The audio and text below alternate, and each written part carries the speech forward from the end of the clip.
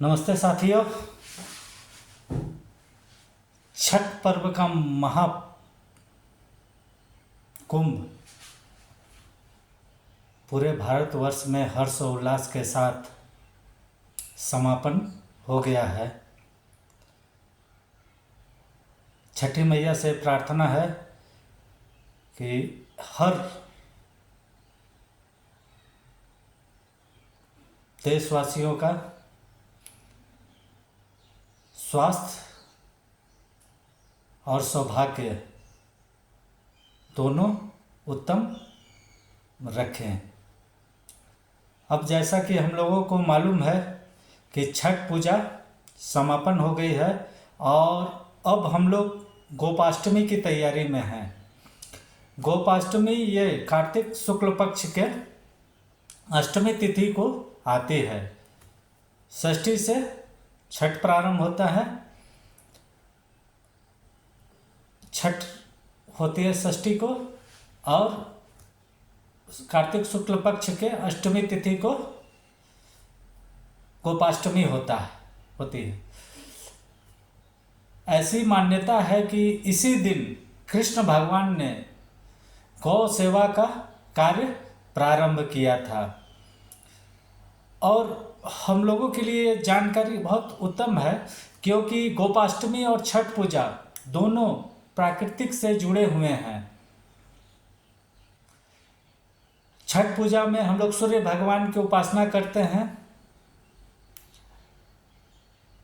गोपाष्टमी में हम लोग गौ माता की उपासना करते हैं, जिससे ये प्राकृतिक, ये वातावरण, ये वायुमंडल संरक्षित होता है उनके पंचगव्य से।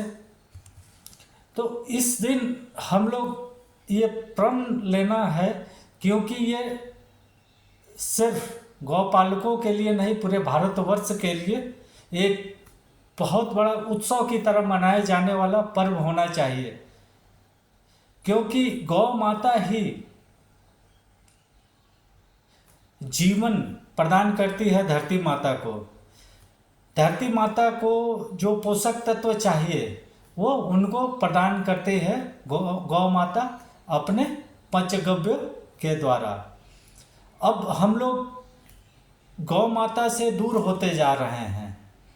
हर किसान भाइयों को मैं आग्रह करना चाहूँगा और निवेदन करना चाहूँगा कि एक गौवंश अपने दरवाजे पर जरूर रखें और गौ माता की सेवा करें, क्योंकि गौ माता आपको बहुत परेशानियों से बचाती है।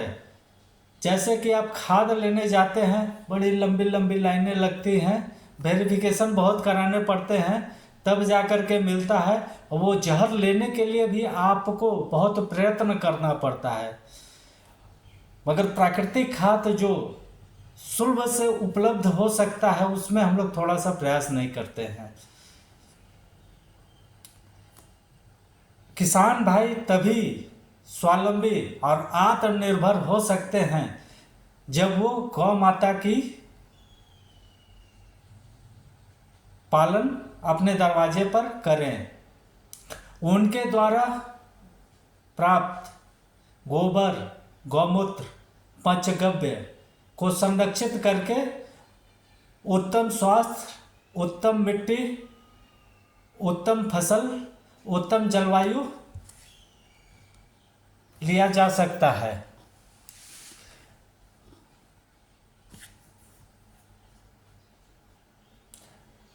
हम लोग यहाँ आज ज़्यादा दूध के चक्कर में जर्सी गाय का पालन करते हैं, मगर उनका दूध भी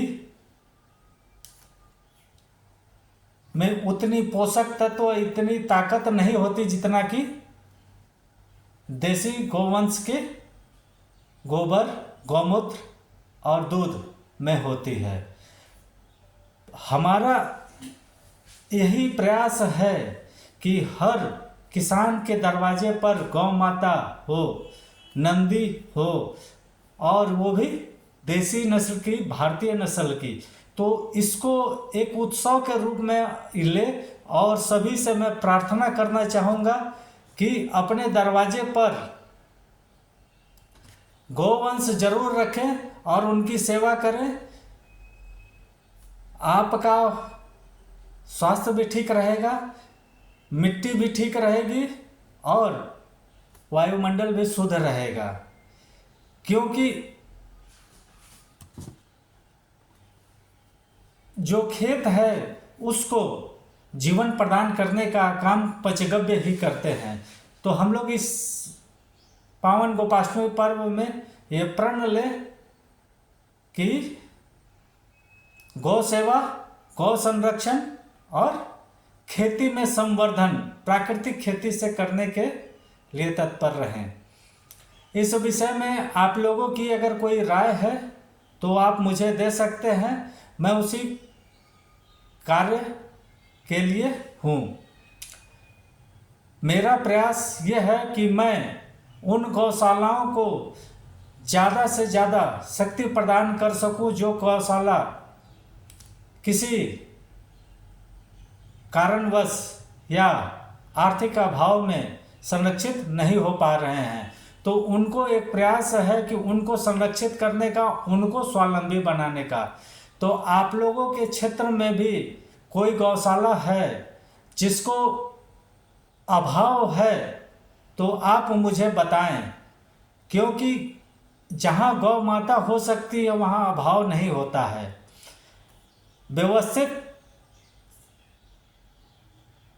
संरक्षण और व्यवस्थित कार्य करने से गौ माता खुद स्वावलंबी है, वो हम लोगों को भी स्वावलंबी बनाती हैं।